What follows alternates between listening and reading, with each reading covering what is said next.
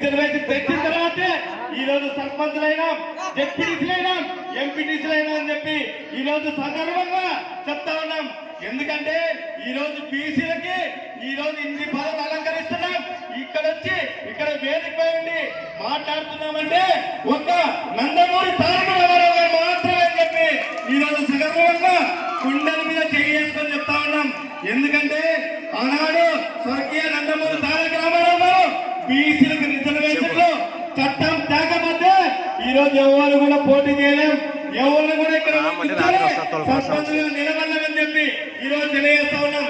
నిజంగా వైసీపీ నాయకులు వైసీపీలో ఉన్న బీసీ సర్పంచులు అయితేనేమి వైసీపీలో ఉన్న బీసీ ఎంపీటీసీలు ఎవరైనా మా పార్టీ బీసీలకు ఇది చేసిందని చెప్పి ఎవరైనా వచ్చి ఇక్కడ మాట్లాడమని చెప్పి తెలియజేస్తా ఉన్నాం.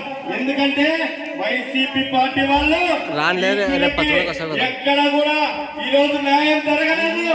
వైసీపీ పార్టీ వాళ్ళు వైసీపీ పార్టీ ఎమ్మెల్యేలు ఎవరు కూడా బీసీలకి న్యాయం జరగలేదని చెప్పి తెలియజేస్తా ఉన్నాం. ఎందుకంటే ఒక తెలుగుదేశం పార్టీ అంటేనే బీసీ అంటేనే తెలుగుదేశం పార్టీ ఈ రోజు ఎందుకింతగా తెలుగుదేశం పార్టీ గురించి మాట్లాడుతున్నామంటే ఈ రోజు మనమందరూ సర్పంచులుగా పనిచేసినాం, జెడ్పీటీసీలుగా పనిచేసినాం, ఎంపీటీసీలుగా పనిచేసినామంటే ఒక స్వర్గీయ నందమూరి తారక రామారావు గారు బీసీలకు ప్రవేశపెట్టిన రిజర్వేషన్ అని చెప్పి మళ్ళీ గుర్తు చేసుకొని చెప్తా ఉన్నాం.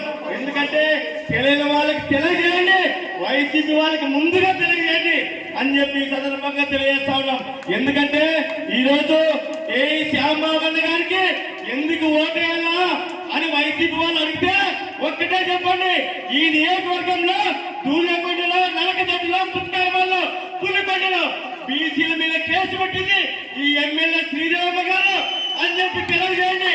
ఈ రోజు బీసీలు కాపాడింది ఎవరు?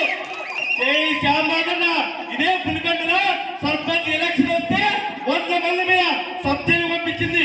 మహిళలు పోయినారు, మగవాళ్ళు పోయినారు, పురుషులు పోయినారు, ఆడవాళ్ళు పోయినారు. సబ్జెక్టులో 40 రోజులు సబ్జెక్టులో ఇదే పులికొండ గ్రామస్తులు సర్పంచ్ ఎలక్షన్ ఓడిపోతే రిక్కింగ్ చేస్తే ఈ రోజు పులికొండ సబ్జెక్టులో మగ్గినారు.